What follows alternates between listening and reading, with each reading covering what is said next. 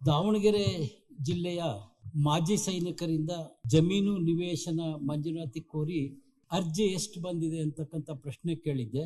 ಅದಕ್ಕೆ ನಮ್ಮ ಜಿಲ್ಲೆಯಿಂದ 338 ಅರ್ಜಿ ಸ್ವೀಕೃತ ಆಗಿದೆ ಅಂತೇಳಿ ಕೊಟ್ಟಿದ್ದಾರೆ. ಪುರಸ್ಕೃತಗೊಂಡ ಅರ್ಜಿಗಳ ಸಂಖ್ಯೆ 00, ತಿರಸ್ಕಾರಗೊಂಡ ಅರ್ಜಿಗಳ ಸಂಖ್ಯೆ 00 ಅಂತೇಳಿ ಉತ್ತರ ಕೊಟ್ಟಿದ್ದಾರೆ. ಮಾಜಿ ಸೈನಿಕರ ನಿಜವಾಗ್ಲೂ ನಮ್ಮನ್ನ ಕಾಯ್ತಾ ಇರ್ತಕ್ಕಂಥ ಸೈನಿಕರ ಅರ್ಜಿಗಳಿಗೆ 3 ವರ್ಷದಿಂದ ಅರ್ಜಿಗಳ ಪರಿಶೀಲನೆ ಮಾಡಿಲ್ಲ ಅಂತ ಹೇಳಿದ್ರೆ ತುಂಬಾ ನೋವಾಗ್ತದೆ.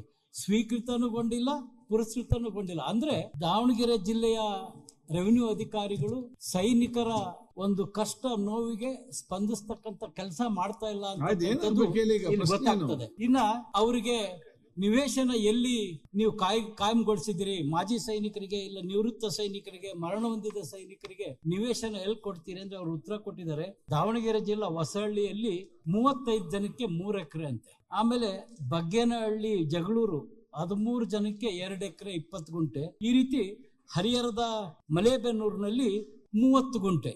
ಅಂದ್ರೆ ಮಾಜಿ ಸೈನಿಕರಿಗೆ ಸುಮಾರು 4 ಎಕರೆ 5 ಎಕರೆ ಜಮೀನ್ ಕೊಡ್ಬೇಕು. ಹೋಗ್ಲಿ, ಅದು ಸರ್ಕಾರದಿಂದ ಆಗ್ತಾ ಇಲ್ಲ. ನಂತರ ಪಾಪ ನಿವೇಶನವನ್ನ ಕೇಳಿದ್ರೆ ನಮ್ಮ ತಾಲೂಕಿನ ಮಲೇಬೆನ್ನೂರಲ್ಲಿ 30 ಗುಂಟೆ ಅಂದ್ರೆ ಆ ಜಮೀನ್ ಎಲ್ಲಿದೆ ಅಂದ್ರೆ ಗುಡ್ ಗಾರ್ಡ್ ನಲ್ಲಿ ಇದೆ. ಅಂದ್ರೆ ಮಾಜಿ ಸೈನಿಕರಿಗೆ ಗುಡ್ ಗಾರ್ಡ್ ನಲ್ಲಿ ನಿವೇಶನ ಕೊಡ್ತಾರ?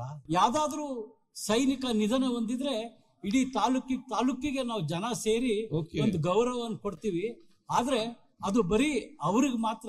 ಆದ್ರೆ ಅವರಿಗೆ ನೀಡಬೇಕಾದಂತ ಸರ್ಕಾರಿ ಸವಲತ್ತನ್ನ ಕೊಡ್ಲಿಕ್ಕೆ ಅಟ್ಲೀಸ್ಟ್ ಪರಿಶೀಲನೆ ಮಾಡ್ಲಿಕ್ಕೂ ಕೂಡ ರೆವಿನ್ಯೂ ಅಧಿಕಾರಿಗಳಿಂದ ಆಗ್ತಾ ಇಲ್ಲ. ಅಂದ್ರೆ ನನಗೆ ತುಂಬಾ ಇದು ಎಲ್ಲರೂ, ಇದು ಬರೀ ದಾವಣಗೆರೆ ಜಿಲ್ಲೆ ವಿಚಾರ ಅಲ್ಲ ಸನ್ಮಾನ್ಯ ಸಚಿವರೇ, ಇದು ಇಡೀ ರಾಜ್ಯದ್ದು. ಹಾಗಾಗಿ ನನ್ನ ಒಂದು ಕಳಕಳಿ ಏನಂದ್ರೆ, ನೀವು ದಯವಿಟ್ಟು ಮಾಜಿ ಯೋಧರಿಗೆ, ನಿವೃತ್ತ ಯೋಧರಿಗೆ, ಇಲ್ಲ ನಿಧನ ಹೊಂದಿದ ಯೋಧರಿಗೆ ಎಲ್ಲಾದ್ರೂ ಇವತ್ತು ಕೈಗಾರಿಕೆಗೆ ನೀವು ಅಕ್ವೈರ್ ಮಾಡಿ ಅವರಿಗೆ ಕೈಗಾರಿಕೆಗೋಸ್ಕರ ಕೊಡ್ತೀರಾ. ಅದೇ ರೀತಿ ಮಾಜಿ ಸೈನಿಕರಿಗೆ, ಒಬ್ಬೊಬ್ಬ ಸೈನಿಕರಿಗೆ 3-4 ಎಕರೆನಾದ್ರೂ ಸರ್ಕಾರದಿಂದ ಖರೀದಿ ಮಾಡಿ ಕೊಡ್ತಕ್ಕಂಥ ವ್ಯವಸ್ಥೆ ಆಗಬೇಕು.